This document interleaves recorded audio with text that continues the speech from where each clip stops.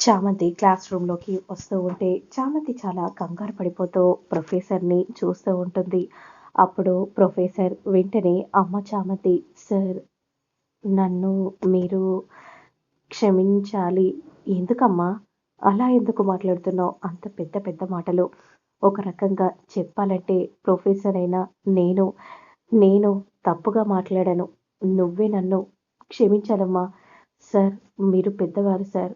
మీరలా పెద్ద పెద్ద మాటలు మాట్లాడకండి. లేదమ్మా, మన మాతృభాషని నేను మర్చిపోయానమ్మా. అసలు నేనేనా ఇలా మాట్లాడిందని నాకనిపించింది. ఎక్కడ పుట్టాం, ఏ నేల తల్లి మీద పెరిగానో, ముందుగా మాట్లాడిన మాటలేంటి, ఇవన్నీ, ఇవన్నీ మర్చిపోయి నీ ముందు నేనలా మాట్లాడినందుకు ఈ ప్రొఫెసర్ నీ ముందు తలదించుకుంటున్నాడమ్మా. సార్ వద్దు సార్. అంటే మాతృభాషని ఈరోజు పక్కకు పెట్టారేమో, కానీ ఎప్పటికీ ఎన్నటికీ మాతృభాషే గొప్పది అని ఆంగ్ల భాష వాళ్ళు కూడా మనకు చెప్పటం జరిగింది సార్. అందుకే నేను నిర్భయంగా మాతృభాషని మాట్లాడగలిగాను. కానీ ఇప్పుడున్న సొసైటీలో ఇంగ్లీష్ మాత్రమే రావాలి, వచ్చి ఉండాలి అని చెప్తున్నారు. ఇంగ్లీష్ వస్తేనే ఈ రోజులలో పెద్ద పెద్ద జాబులకు అర్హులు అవుతున్నారు.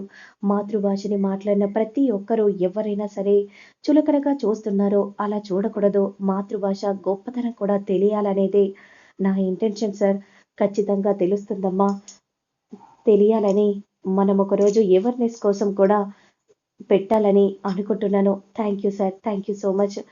గో అమ్మా అనే విధంగా అనగానే ఇక చామంతి వెళ్ళి కూర్చుంటుంది. ఇది ఇప్పుడు కాన్ఫిడెన్స్ కాదు, ఎలా వస్తున్నావే, నీ సంగతి చూస్తాను అని మనసులో నిషా అనుకుంటూ కోపంగా చూస్తూ ఉంటుంది. ఏం చేయాలి, ఏదో ఒకటి చేయాలి, ఇలాగే చూస్తూ నేను ఉండలేను అని కోపంగా మనసులో అనుకుంటూ ఇక అలానే చూస్తూ ఉండిపోతుంది. ఇక ప్రొఫెసర్ మాత్రం ఎంతో చక్కగా చామంతిని చూస్తూ సిలబస్ చెప్తూ ఉంటారు. ఇక వెంటనే ఇంటర్వెల్ అవ్వగానే ఇక అందరూ అక్కడి నుండి వెళ్ళిపోతూ ఉంటారు.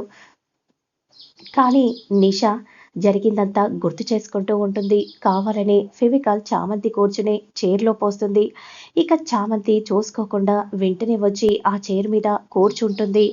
ఇక అందరూ వెళ్ళిపోతూ ఉంటారు. కానీ చామంతి మాత్రం ఆ చైర్ నుండి లేవలేకపోతుంది. ఏమై ఉంటుంది? ఏం జరిగింది? నేనెందుకు లేవలేకపోతున్నాను? అని మనసులో చామంతి అనుకుంటూ చాలా కంగారుగా చూస్తూ ఉంటుంది. ఇక అప్పుడే నిషా ఎదురుగా వచ్చి, "నువ్వెలా బయటికి వస్తావో నేను కూడా చూస్తాను" అని నిషా అంటూ అక్కడి నుండి వెళ్ళిపోగానే ఇక చామంతి చాలా కంగారు పడిపోతూ, ఖచ్చితంగా ఇదే ఏదో ఒకటి చేసింది, ఇదే ఏదో ఒకటి చేసుంటుంది అని అనుకుంటూ వెంటనే చాలా కంగారుగా చూస్తూ ఉంటుంది. అందరూ వెళ్ళిపోయారు. డోర్ లాక్స్ కూడా పడిపోతాయి. ఇక మరోవైపు మాత్రం ప్రేమ్ చామంతి కోసం కాలేజ్‌కి వస్తాడు. అంతా కూడా తిరుగుతూ ఉంటాడు. ఎక్కడ కూడా చామంతి కనిపించదు. ఇక మరోవైపు చామంతి మాత్రం వెంటనే గట్టిగా డ్రెస్‌ని లాగగానే ఇక ఆ డ్రెస్ మొత్తం కూడా చిరిగిపోతుంది. చామంతి చాలా ఇబ్బందిగా ఫీల్ అవుతూ ఉంటుంది. ఇప్పుడు నేను బయటికి ఎలా వెళ్ళాలి? ఎలా వెళ్ళాలి? అనే విధంగా అనుకుంటూ చాలా కంగారు పడిపోతూ అలానే ప్రేమ్ చామంతి కోసం వెతుకుతూ ఉంటే చామంతి చాలా కంగారు పడిపోతూ చూస్తూ ఉంటుంది. ఇక అంతలో డోర్ దగ్గరికి వస్తుంది. ఇక తన బ్యాగ్‌ని వెనక్కి అడ్డుగా పెట్టుకొని అలా నడుచుకుంటూ వస్తూ ఉంటే అప్పుడు కావాలని నిషా ఆ బ్యాగ్‌ని తీసి కింద పడేస్తుంది. ఇప్పుడు ఈ కాలేజ్ నుండి నువ్వెలా బయటికి వెళ్తావో నేను కూడా చూస్తానే. నాతోనే పెట్టుకుంటావా? ఈ నిషా అంటే ఏంటో చూడు, అర్థమవుతుందా? నేను ఎలాంటి దాన్నంటే నేనేం చేస్తానో నాకే తెలీదే అని కోపంగా మండిపడిపోతూ చూస్తూ ఉంటుంది. అదంతా చూస్తున్న ప్రేమ్ ఒక్కసారిగా షాక్ అయిపోతాడు. అసలు వీళ్ళిద్దరి మధ్య ఏం జరుగుతుందో ఏం అర్థం కాక వెంటనే పరిగెత్తుకుంటూ వెళ్తూ ఉంటే ఇక నిషా అక్కడి నుండి వెళ్ళిపోతూ ఉంటుంది. ఇక అదే సమయానికి ఏమైంది జామ్? ఏం జరిగింది? మీ ఇద్దరి మధ్య ఏదో వార్ నడుస్తుంది. ఏం జరిగింది? అనే విధంగా ప్రేమ్ అడుగుతూ ఉంటాడు. డ్రైవర్ బాబు, మీకు నేను ఏమని సమాధానం చెప్పను, ఎలా చెప్పనో నాకేం అర్థం కావట్లేదు అనే విధంగా అంటూ చాలా బాధగా దీనంగా చూస్తూ ఉంటుంది.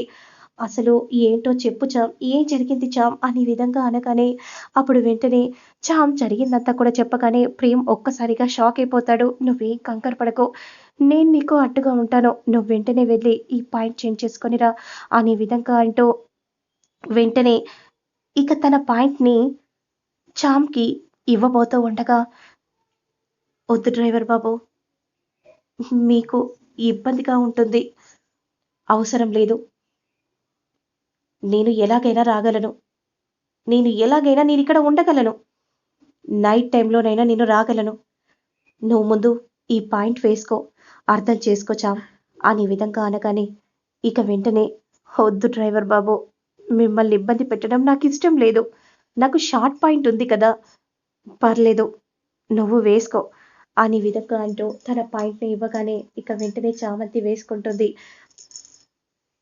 ఇక తన షర్ట్ని పాయింట్ని వేసుకోగానే డ్రైవర్ బాబు అని అనగానే వెనుతిరిగి చూస్తూ ఉంటాడు. ఇక అప్పుడు చామ్ చున్నీని వెంటనే ప్రేమ్ కప్పుకుంటాడు. అదంతా చూసిన చామంతి నవ్వుకుంటూ ఉంటుంది. అప్పుడు డ్రైవర్ మాత్రం అలానే చూస్తూ ఉంటాడు. ప్రేమ్ అలా కన్నార్పకుండా చూస్తూ ఉంటే, ఏంటి డ్రైవర్ బాబు అలా చూస్తున్నారు, ఈ జీన్స్లో ఎంతో అందంగా ఉన్నావు చామ్. అవునా, మరిప్పుడు మీరెలా బయటికి వస్తారు? నేను ఎలాగోలా వస్తాను, నువ్వు ముందు ఇక్కడి నుండి వెళ్ళు, నేను నైట్ నేనే వస్తాను ఇంటికి, సరేనా? నేను గోడ దూకైనా వస్తాను, ఈ టైంలో నేను బయటికి రాలేను, సరేనా చామ్ అని అనగానే ఇక వెంటనే అలా చామంతి ఇక అలా నడుచుకుంటూ వస్తూ ఉంటుంది. ఇక అలా చామంతి అలా వెళ్తూ ఉంటే నిషా అందరూ కూడా అలానే చూస్తూ ఉంటారు. ఎంత బాగుంది ఈ బ్యూటీ అని అనుకుంటూ అలానే అందరూ చూస్తూ ఉంటే, ఇదేంటే పల్లెటూరు బయట నుండి ఒక్కసారిగా సిటీ అమ్మాయిలా మారిపోయింది, నీ అందాన్ని డామినేట్ చేసేసిందే అని నిషాతో తన ఫ్రెండ్స్ అనగానే ఇక కోపంగా అక్కడి నుండి వెళ్ళిపోతూ ఉంటుంది. ఇక మరోవైపు వెంటనే అడ్డదారిలో వెళ్ళి చామ్ డ్రెస్ని చేంజ్ చేసుకుంటుంది. ఇక కిచెన్లో వంట చేసుకుంటూ ఉంటుంది. ఇక అదే సమయానికి అడ్డదారిలో నుండి ప్రేమ్ వస్తూ ఉంటాడు. అంతలో చామ్ చూస్తుంది. ఏంటి డ్రైవర్ బాబు, మీరు ఇంకా చేంజ్ చేసుకోలేదా?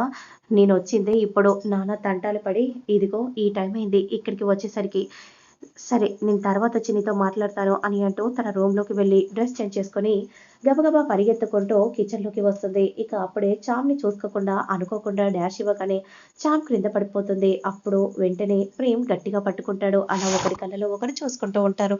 మరి ఆ తర్వాత ఏం జరుగుతుంది అనేది వాళ్ళని నెక్స్ట్ వీడియోలో అప్లోడ్ చేస్తాను.